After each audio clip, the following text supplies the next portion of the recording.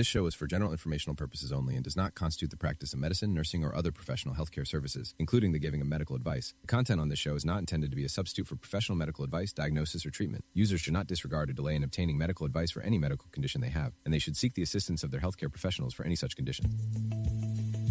This is Rooted in Healing with Dr. Beth Claxton, exploring the science of functional medicine and the power of healing from within. Breathe in, breathe out. And now your host, Dr. Beth Claxton. Good morning and welcome to another episode of Rooted in Healing. I'm your host, Dr. Beth Claxton, and today I'm going to talk about women and movement. I don't even want to say the word athletics because it can make people feel different. Like, oh, I'm not an athlete, I'm not going to listen. Just movement, muscle mass, metabolic function, blood sugar control, balance, confidence. All of these are tied into how we move our bodies. And I've asked my friend and coach, Tenille Hoogland, to come on the show. She is a coach who specializes in perimenopause and menopause. And this is near and dear to her heart because as a lifelong athlete, she pushed herself so hard that she didn't have periods for many years. And then when it was time to start a family, she was not able to get pregnant. So she understands the delicate nature of hormones. And when we start to go through the change and go into menopause and our hormone levels are all over the place, she understands what is behind that and how fragile it all is and how fragile we are as bodies. She started a program called the Mindset Nutrition Training and Recovery Program. So she looks at all of it. And that's what I think is so beautiful about her approach.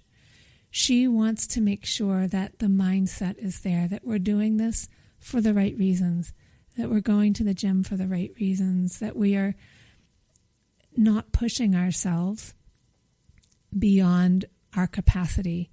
So having adequate recovery and training in a zone that is comfortable for us. So a few things that I've really learned from Tenille that it's hard to find other places are make sure that you feel like exercising on the days that you're planning to exercise. If your body doesn't feel like what you've planned, it's okay. If I have planned to go for a run and I don't feel like going for a run, I go for a walk. If it's a day to lift heavy weights and my body is really tired from something else, then I don't lift heavy weights. Maybe I lift less. If there is stress in my life from other sources other than being active, that's real stress, and that is perceived in the body just like doing a hard run or a hard athletic endeavor. So we need to honor that as well. Some other really important aspects of being active in midlife is I remember waking up, like doing a fast from dinner time, waking up, drinking some water, going out and doing my morning exercise, and then having breakfast when I got home was the first time I ate. And this was in my 40s. And I realized as I turned 50 and in my early 50s, this wasn't working. I was getting really strung out.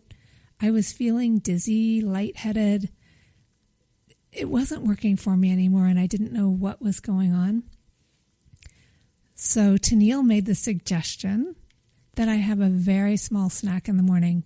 So my body knew that I was supporting it, that it was definitely not starving, that I was taking care of it, and I was we were in partnership. So once I started having a small snack in the morning before I did my exercise, everything changed. The exercise was so much more fun. And I tell my patients this as well. It's important to do things differently as we begin to shift and change in our hormone status. So know that how you used to do something may not be how it's going to look in the future. And I often have patients come to me and say, well, I've always done this and it's just not working now, or I'm so tired. So it's okay.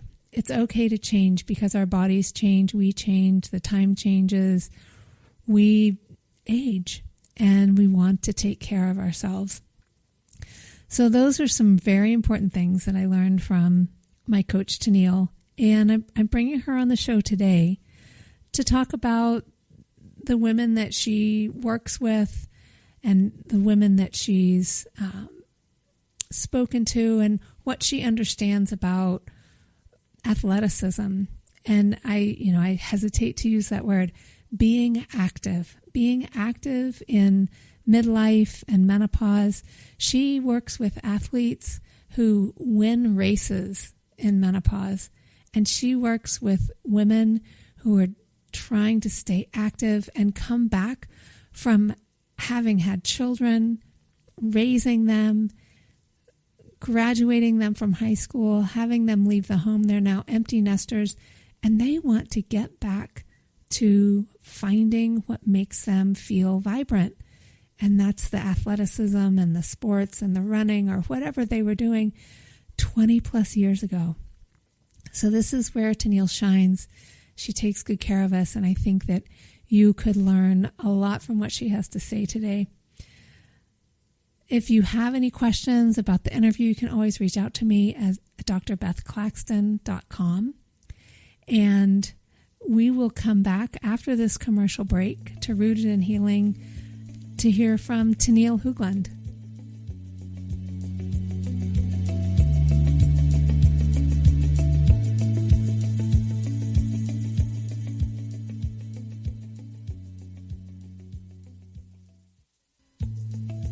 And now, more Rooted in Healing with Dr. Beth Claxton. Welcome back. And today we have with us Tenille Hoogland. Tenille is a friend of mine. She's also my coach, and I'm really excited to have her here.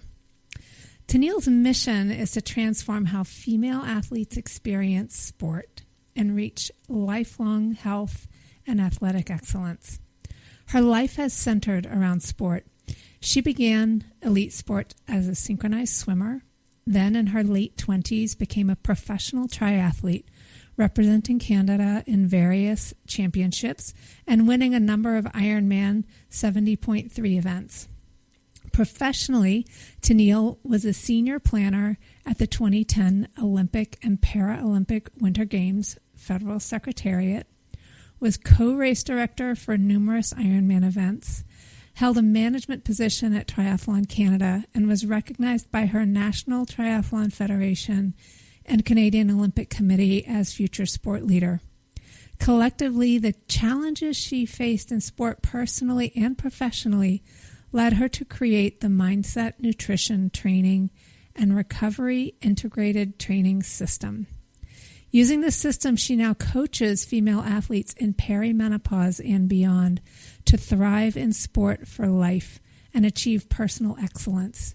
You can find her recent work in the publication Myths of Menopause, released in November 2024, where she tackled the question, can I maintain athletic effort and performance? Welcome, Tenille. Thank you so much. It just gives me goosebumps every time. I'm just like, yes, let's do this. Yay. Well, I want to know if you can talk a little bit before we get really into the interview. I want to hear about your story, and I think it would really resonate with many of the women and even the men who are listening. Yeah. Well, as you mentioned in the bio, sport has been part of my life since I was a young girl, and just navigating sport generally, but I became quite focused into one particular sport early, and that was synchronized swimming. And then it seems funny to say retired at the age of 16, but when you're training over 20 hours, 25 hours a week, it did feel like a bit of a retirement. And then went to university and took a big break and came back to sport. And, from a real healthy standpoint, I had gone to university. I had completed my master's at another university and had traveled extensively. And there I was going, okay, well, I have some unfinished business, and began a different sport of triathlon. But this time I thought, well, I was funded. I'd self-funded. I had been making money as a government worker, and I, felt established, and so I could do it right this time. Well, I didn't. This was back in the day where power to weight was everything, and I fell into the mantra of just try to be smaller and not stronger. And I think that's going to be a resounding theme of what I think we really have to change, and that is strength is our strength, and to be in the body that you're in. And from there, you'll find, if you have the foundation of health, you can find performance. Unfortunately, I kept on compromising my health, and that then led to many, many health challenges that I found after I even retired. So I had lost my period for over 5 years. And in that process, I don't know, doctors would never, they haven't correlated this, but I had a really, really hard time getting pregnant when I wanted to do so. And of course I was older. It was one of those geriatric, they used at that time geriatric woman trying to have a baby at 40, and I really, really, really struggled, and my body had gone through so much by that time of deprivation, relative energy deficiency in sport, and just not fueling, just not knowing how to focus on the things that really count, and that is, first we have health, then we can achieve all the things we want to achieve, depending on our priorities in our sport context. And of course, there's some caveats there, but we really do need to start from a strong foundation. And that led me to really looking at hormones and understanding for the first time in my life, oh, there's this thing called hormones. Oh, estrogen matters, progesterone matters, how I have a cycle, my menstrual cycle matters. And this is important for everyone, and whether you're male or female, because we all have hormonal and rhythms. We all have circadian rhythms, and that goes into how we eat and how we sleep and how we exercise. And I didn't know what I know now. I don't think it wasn't part of the lexicon of, within coaching.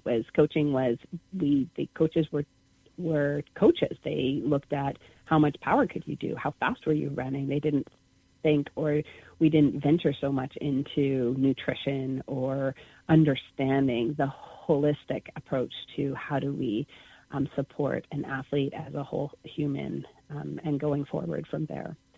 And right. So then I just a deep dive, and then I came into the experiences, myself. I'm approaching 50, and here I am learning and trying to maximize and optimize my own health so I can experience perimenopause in the smoothest way possible. It's not always smooth, but trying to really think about what's important to me now, and that is health. And I'm not going to the Olympics, and I want to just be able to run after my two beautiful children well into the future because they are busy. And they're boys, and they're very busy boys. And they're two very busy boys, and they take a ton of energy, and it's wonderful and it's challenging all at the same time. Right, and that's what I love about your approach is it's so balanced, and so many women they think, many people think that I go to the gym so I'm good. I go to the gym so I'm healthy, but there's so much more to it than that. So I wanted to talk about we'll get into mindset, but let's just talk about muscle mass for women in midlife. Let's talk about the importance of muscle mass beyond just looking good. Yeah, I love this question, and I did some thinking. I'm like, okay, so there's really, just to start with, there's 3 prongs. Mm-hmm. It's like, why do we care about muscle? Number 1 is for function, and that is to have independence. Like, thinking about how do we live now? How do we move now? How do we carry our groceries now? How do we get up that hill? How do we keep up? How do we want to play with our grandchildren? How do we do those things? Function in the things that happen every single day. And are you aligned with those things? Can you foresee yourself doing them both now and into the future? So that's one piece of it. Second is it's fun. Like, to have muscle is actually kind of fun. Like, to feel strong is fun. To be able to get up those stairs, to be able to look at those beautiful mountains that you have around you is fun. And to say, I climbed that. And to be able to, play with younger people or go for a walk is fun. And I think that we want to preserve that for as long as possible. And I have elders in my life, and they're not able to do it, and it breaks my heart. Mm-hmm. So the last thing is muscle mass is the foundation of metabolic health. And that's a big word. What is metabolism? What does that mean? But when we think of muscles and what they do and how, and we can talk about this and go into this later, but like, they're these beautiful sinks of where you can store energy as well as for the function of what they do. And so it helps us at a cellular level just be in health at the one of the basic levels. So it's part of that foundation of metabolic health, and then there's other forms of health, but that muscle is a really critical part of it. Yeah, exactly. And a lot of times women will skate through life not being very active, and then when the perimenopause and then the menopause happens and they no longer have the estrogen, progesterone, testosterone to support them, then they really see what a deficit of activity has left them. So what would you say to the average menopausal woman who isn't very active but knows she needs to do something? Yeah. I would start with what you love to do in movement. So figure out, what do you love? Do you love to walk with your friends? Do you love to go for a bike ride? Find something that is movement oriented that you are just like, yeah, I could do that. And start with something small. It doesn't have to be long. And then habit stack into that. So if you, I love this idea. If you are going to go for a walk with your friends and you can tell them, like, okay, guess what we're going to do? We're going to do this thing. I know I want to improve my strength, and this is one way I want to start. And so you join your friends, you have your meeting spot, and you don't get to walk until you've done your 10 air squats, your 10, car push-ups, like literally doing a push-up against the car. If you have more strength to progress that to a push-up from your knees or a push-up from your feet, and then, or you do 10 single leg reaching down to pick something up. And that will literally take you 4 minutes, and you've started your strength program. Yeah, that's it. Talk a little bit about habit stacking. What is habit stacking? What is stacking? So habit stacking is, for example, I really had a hard time drinking water first thing in the morning. First thing I wanted coffee. So habit stacking is saying, I want to do this thing. This is the thing I really love to do. And then there's this other thing that I'm not so interested in. So I want to habit stack against that thing. So I was not allowed to have, it's a fake rule, but it's a rule that I was able to abide by. So I'm not allowed to have a cup of coffee until I've had a big cup of water. when I wake up in the morning. So then I'm like, okay, so how do I do that? So now I have a big cup of water before I get my coffee. It's just a rule I follow. I take it with some of my omega-3. Like, you know, like I now have been able to say, okay, with my water, I'm going to take my omega-3s, or I'm going to take my vitamin D. And that way I get my cup of coffee, but I've already done something that's really helpful in the way that I don't necessarily wouldn't have done. Yeah. So I'm curious now that we're on this topic, how is drinking that glass of water, now that it's linked to the coffee and it's just what you do, is it as horrible as it used to be? No, I just do it. And that's the beauty of habits. Habits are easy. Habits, they have to be simple and they have to be easy. And so if things that become much more complex, going to the gym, as an example, is actually quite a complex mission, because you have to get organized, you have to get there, you have to figure out traffic patterns, you got to figure out when, you know, the gym you're going to. And so if we say, oh, I'm going to create the habit of going to a gym, that's not the easiest thing. We got to make it way smaller so that we can start to build on our ability to get to the gym, as an example. So habit stacking is taking a really small, it doesn't require a ton of time, and putting yourself into that position where you can get to the thing that you love. Mm. And for me, it's like, I love walking with my friends. I love hiking with my friends. And I do struggle. Like, I've always struggled to get to a gym. This is my own strength training. I know how important it is. So I have created a number of ways for me to get to the gym, because I don't personally find it as easy as going to a pool and swimming, or getting out for a run, or going onto the bike. Those are the things I love. I could do them all day. Yeah. Getting to the gym, not so easy. Yeah. Yeah. So, okay. So now we're onto the gym. So let's talk about strength training. So strength training can feel intimidating. Oh, yeah. Yeah. And so going back to this average menopausal woman who isn't super active, how can she get started lifting weights if she's never lifted weights before in her life? So I'm going to come back to making it fun.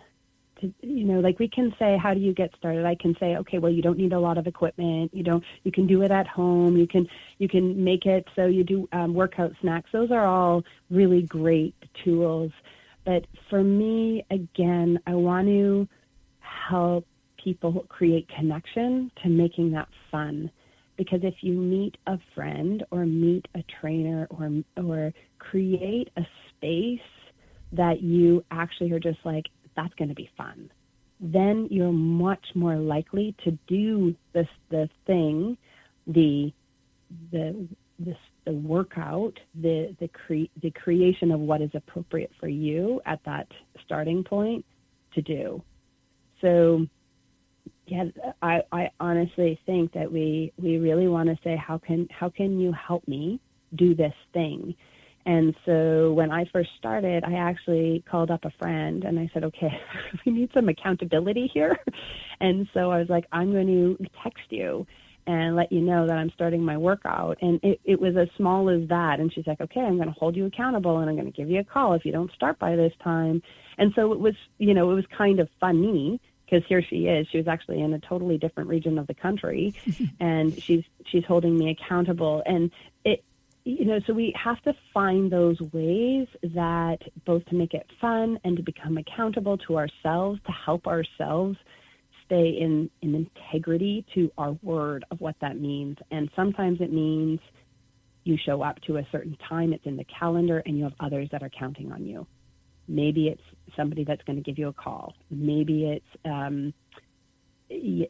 something different, a personal trainer that you're going to hire to start that process of, I show up every day. It's now just part of my routine. But you might need that push into, I need accountability to help me, begin this thing that is intimidating and a bit hard, and I need some help. So I say, reach out. Yeah. And there's another word that you threw in there, workout snacks. Oh, yeah. So, yeah. Talk about those. They're please. so fun. Yeah. So, one of the things that I'm actually doing today is working with, I have a personal trainer that I work with and to create the programming for the Element Sports Coaching.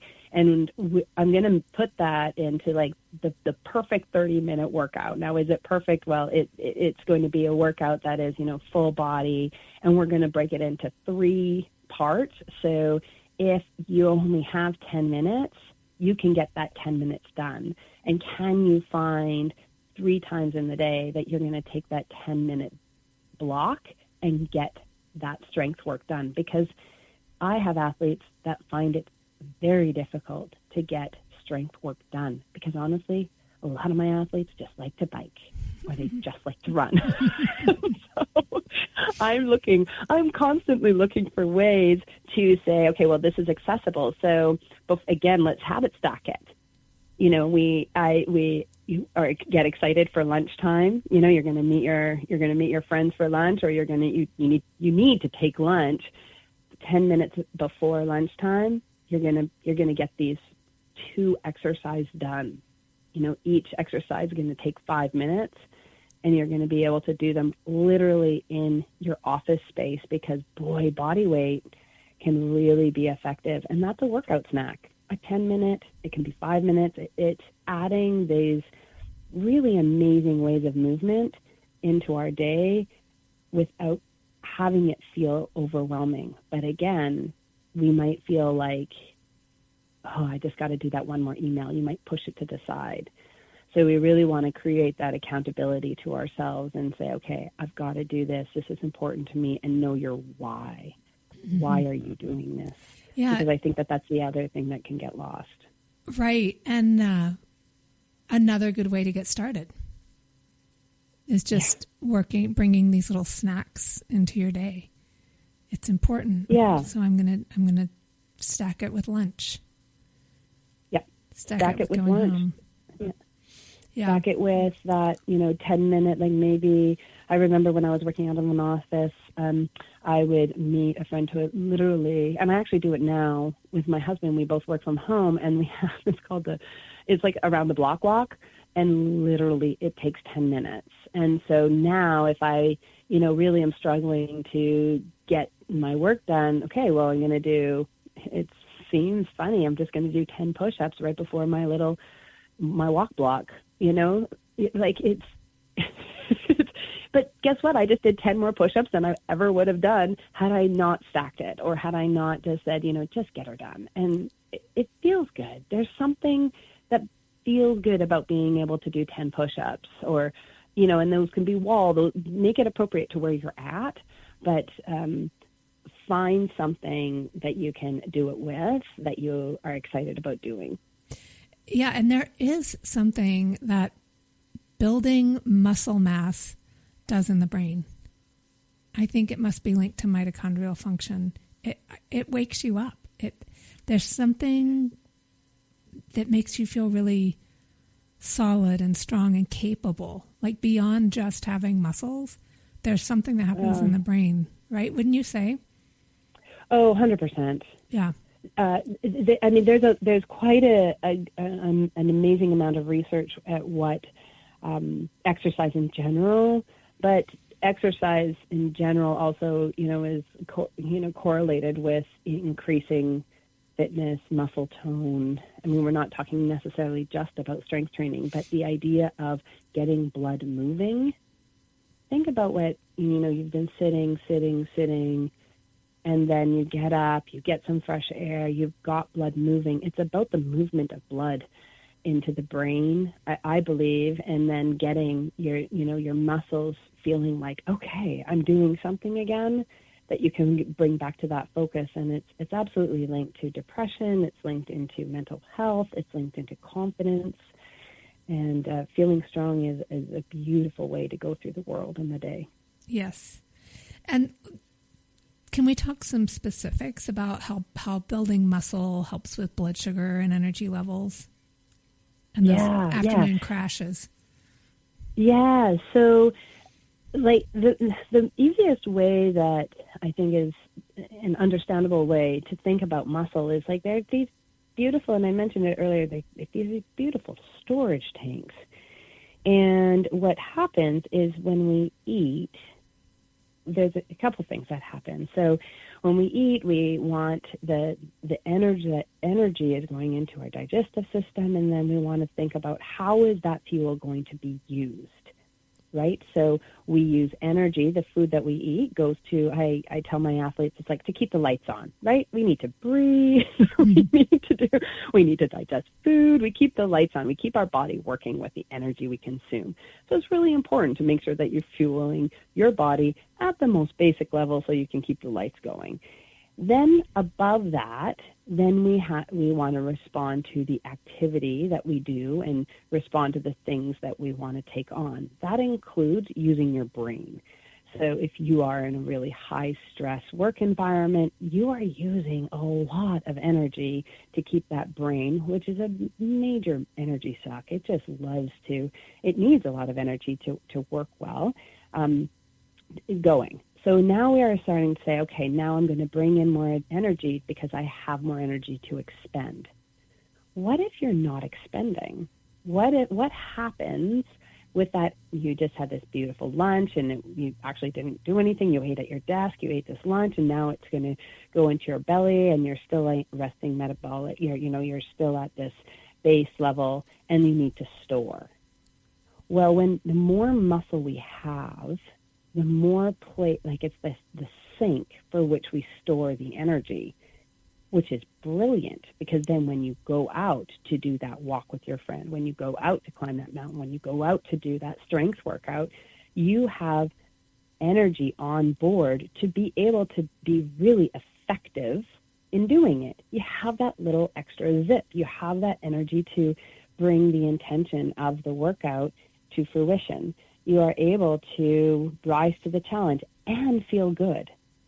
And so that's one component of it, is that we have energy built in. If we don't have as much, like the less muscle we have, that excess energy that we may or may not be expending, what's going to happen to it?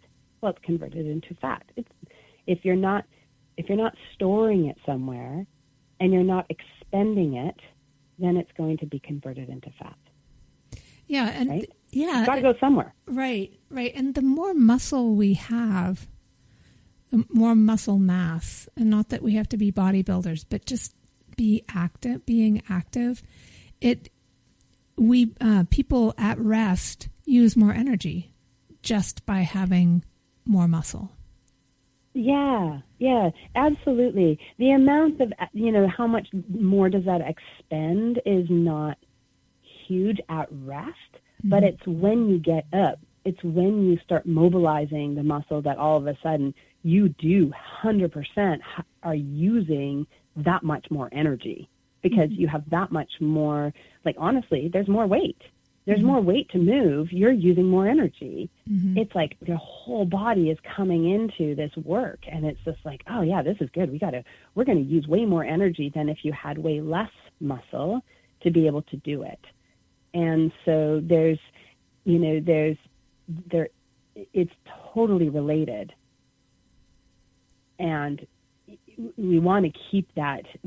So the more muscle mass we continue to have, then that is fantastic. There's also something, I don't know if we have time to talk about it, but there's also the muscle strength that we want to be aware of as we age as well. What would you have to say about that? So the best example, so there's two things. So the muscle mass is how much muscle do we have? That's what we've been talking about. So are you able to hold on to that muscle? Muscle strength is a little bit different in the quality of the muscle. And so when we think about muscle strength, it's being able to be reactive to force.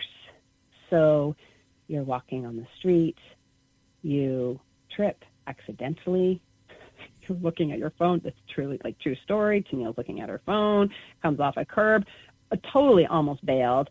right in front of, like, it was, the crosswalk, and was I able to catch myself? That's a lot of weight coming down onto one foot as I trip and almost fall.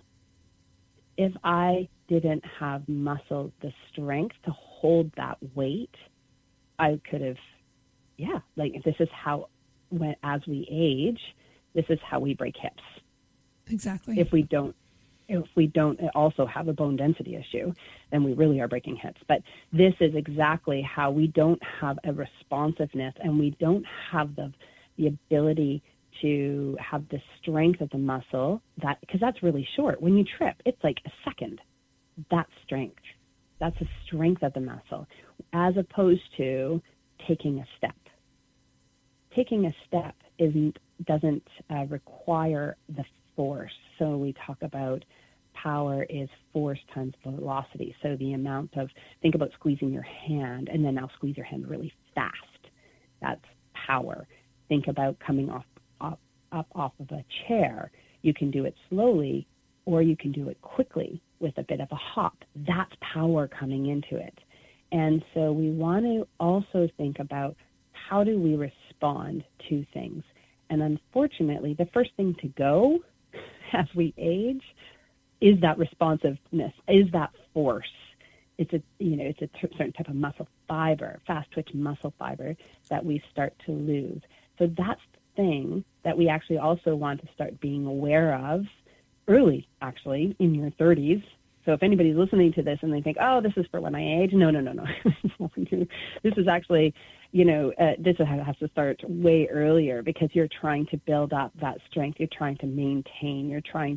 Because as we get older, it's harder to stimulate, not just from a muscular perspective, like not just from doing the work, because it is harder to do the work, it's true, but also to build up that capacity, like to stimulate the muscle to say, hey, body, you're going to hold on to this. So we want as much stimulus to that muscle to say, wake up, we want to use you, we want to keep you. And you do that by doing the work and also by nutrition. Yeah. So what if a woman feels too old to start exercising, or thinks that she's missed her chance? What would you tell her? Yeah, I love this. Well, I want to first make it really clear you're never too old, because you're never too old to move. Like, moving your body is life. You can always start somewhere, and it honestly can start if you feel like you're coming back from injury. Where do we start from there? Well, you start by moving that joint.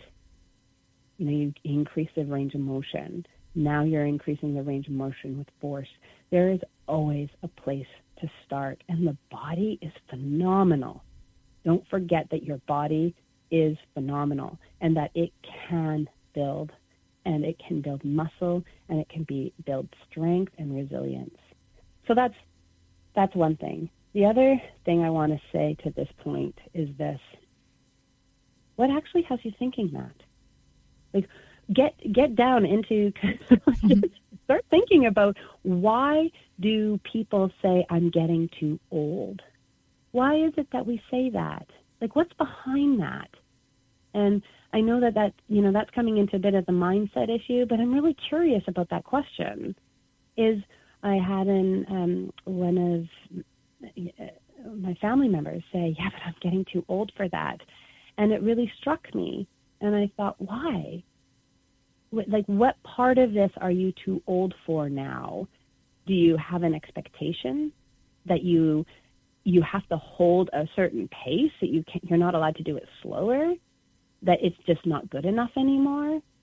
Is it that you feel like I'm too old because there's certain barriers? I'm worried about my nagging hip. I'm worried about my knees. Well, let's address the issues that are those barriers that you feel that you're getting to that point that I am too old.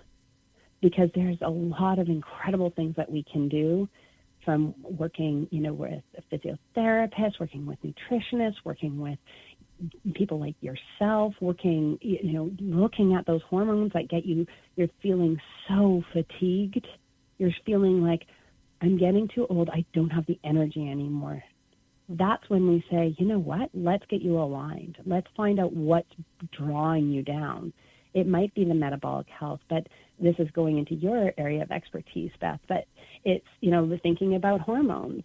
Do we need some support? Do we need to readjust? How's our thyroid? How are other components of our health? And that becomes an interesting question then. That gives us access and action to do something. Right. And the stories that we're telling ourselves, like, where did that story come from, really? Oh, yeah. Yeah. Yeah. I want to take a moment to talk about a patient who will remain anonymous. But she was an older woman, big career, really never had time for exercise, a lot of family, a lot of obligations. And she was getting older and, her metabolic health was not good, and she would fall and hurt her knee, and she would, it was always something that she couldn't, that kept her from exercising. It was family commitments or work or the fall and getting better from that, or COVID or something. And then one day she came in. I'd been seeing her maybe 3 years, and she looked radiant. And she had done her labs before this appointment, and we reviewed her labs, and they were all better. They had all improved. And she said, I found CrossFit Senior, and it's changed my life. She said, I decided I was going to do something for myself, and it changed everything. Yeah. It was beautiful. That's the connection part. I think that we, in this, especially now where it feels like everything is, going into a world of computer or whatever, the AI, and you can just plug it in, get plugged in with people. That's what we really need to plug into. There's where your health is. And find people that inspire you. Find that, if for in your case, that senior, she needed to find other seniors that, were mobilized around, we got to do this. We can do this. And that's why being part of, a team or a club becomes so empowering, because there's going to be someone that day that is going to inspire someone else. And then you are going to inspire. And it's catchy. You can't help but get excited about, oh my goodness, did you do that workout? That was so hard. And that workout, it could be, we have no baseline for what it has to be. We don't have to be going out and doing marathons. It could be wherever you're starting from, but be proud of what you do. Yeah. So how much exercise is actually enough? Oh, beautiful question. I'm going to just tell you what I have my guardrails for my athletes. I want my athletes to get their heart rate up 3 times a week, and I want them to feel that they are strong, doing something in strength twice a week. So what does that mean in terms of actual time? It really depends on the time that you have. If you do not have time, then you really got to get really intentional about the time that you do, that you are getting that heart rate up. And because you got to warm that up. And this is one of the challenges in perimenopause, is that we have some unresearched areas of what actually happens with, warming up and the heart rate. And I see a lot of funny things that I would love to get universities behind and understanding.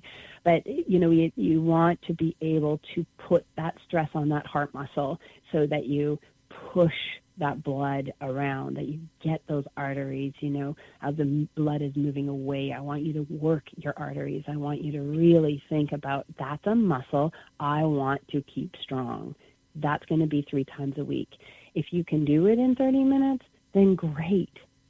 If you need a little bit more time because you're like me and I need at least 20 minutes to warm up, then maybe you might need a little bit more time to get that heart rate up and to allow yourself to kind of get into the workout or get into that capability of pushing that heart muscle.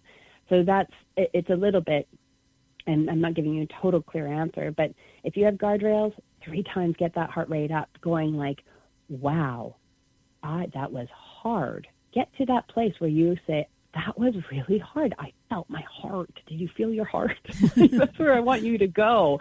And in strength, where I want you to go is I want you to feel like, wow, I didn't really particularly enjoy having to do that, one more squat. I want you to feel like there's something challenging about what you just did. And that's called a stimulus. That's called a stress stimulus, but in a really positive way. Because if we're not getting to that place where you think, wow, that was actually quite hard, then that means that we're doing the same thing over and over again. I want you to find something hard to do twice a week in terms of strength. And it could be, you do want to do upper body, you want to do lower body, you want to figure out balance. There's something hard about standing on one leg. It really is. Keeping everything aligned, reaching down. That is hard. That can be hard too. It doesn't have to be about lifting heavy per se. It has to be something that is stretching your current capabilities in strength and balance or increasing your range of motion. And it can be fun. I want people to start having fun. Like that woman that you were describing who had never really found something. I hear a lot of the time, I don't like exercise. Mm-hmm. And that may be true, but try to find a way of moving that actually you do enjoy. It could be birding. It could be, but you have to get somewhere to get to do the birding. That's right. Exercise. Or even ballroom dancing. Ballroom dancing. Oh, yeah. Dancing's brilliant. Yeah, it's a good one. Yeah. So what's the biggest mistake you see midlife women make when trying to get healthier?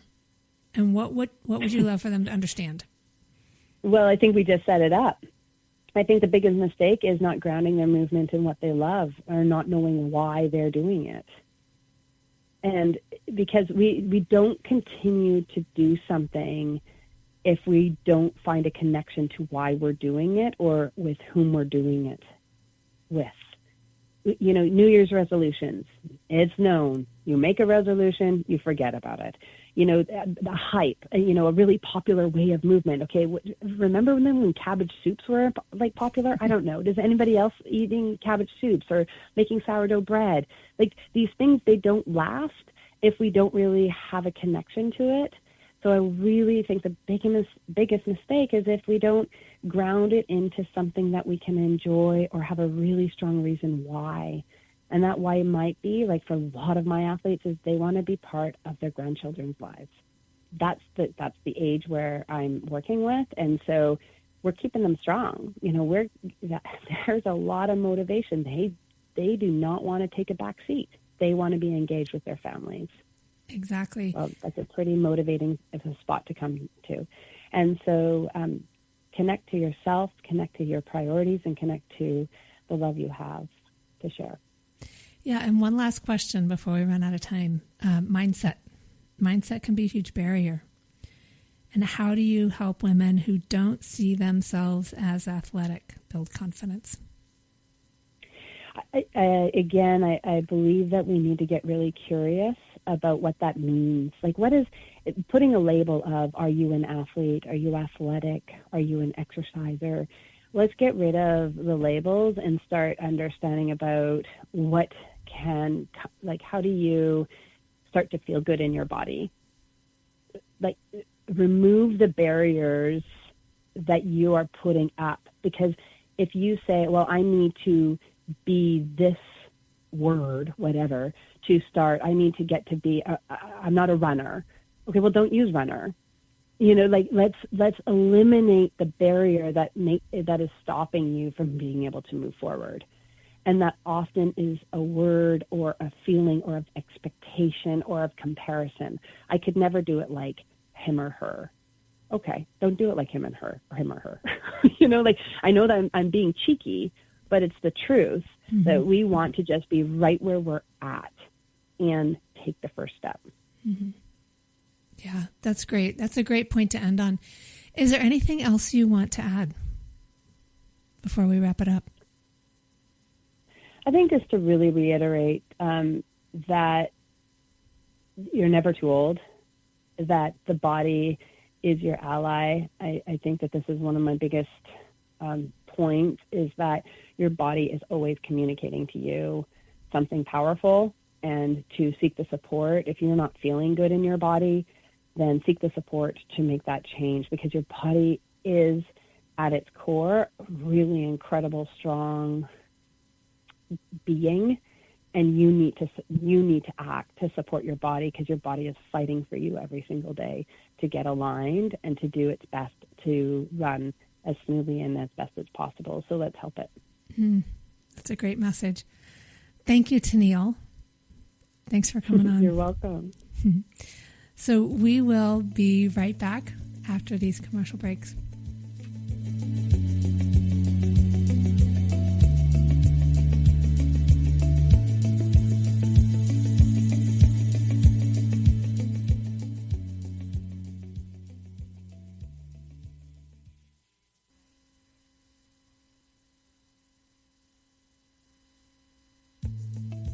And now, more Rooted in Healing with Dr. Beth Claxton. Hi, and thank you for coming back and listening all the way to the end.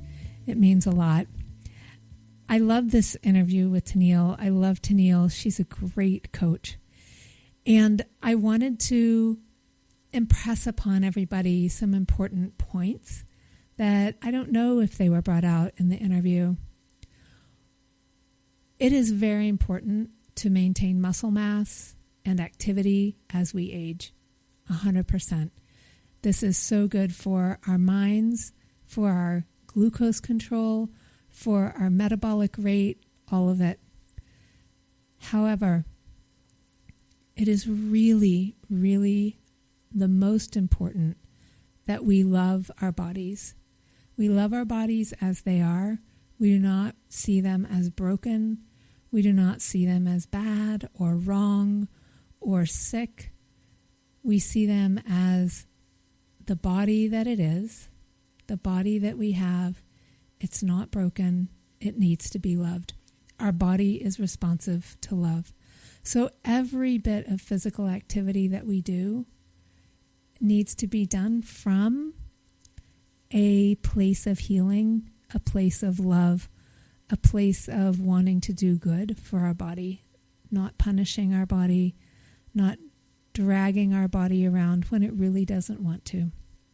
It's of utmost importance to listen to the body and talk to it and know what it needs. There are days when our body doesn't feel like exercising, and it is an exercise actually in consciousness to know the difference between what's happening in the head. Are we feeling like we just don't want to do it? Are we telling ourselves a story? Or are we truly tired? And why is that happening? Looking at our diet, looking at our sleep, our nutrition level, and do we have toxins? Do we need to detox? Do we need to clear things out so that we have the energy to then go out and incorporate movement and activity in our day? So this is all part of attaining an optimal physical level as we age. I wanted to throw that in there because it's a really very important part of the message, and I know Tenille would 100% agree with me on that. It is part of her entire mindset teaching. And here are 4 things to listen to. You want to listen to the body. You want to be able to rest without guilt. Trust sensations of fatigue and let life move through you. If you'd like to continue this conversation, I would love to with you. My website is bethclaxtonmd.com. That's my name, BethClaxtonMD.com. You can sign up for a free connection call, a longer connection call of 30 minutes if you'd like to. I love to talk to people. And you can tune in to Rooted in Healing every Saturday morning at 9 a.m. We're on KAZM, Mellow Mountain Radio, 106.5 FM and 780 AM. And until next time, find that which makes you feel happy. Listen to your body. We want you to feel vibrant. We want you to feel loving of yourself and happy, happy, happy, because these are 100% the true roots of healing. Thank you.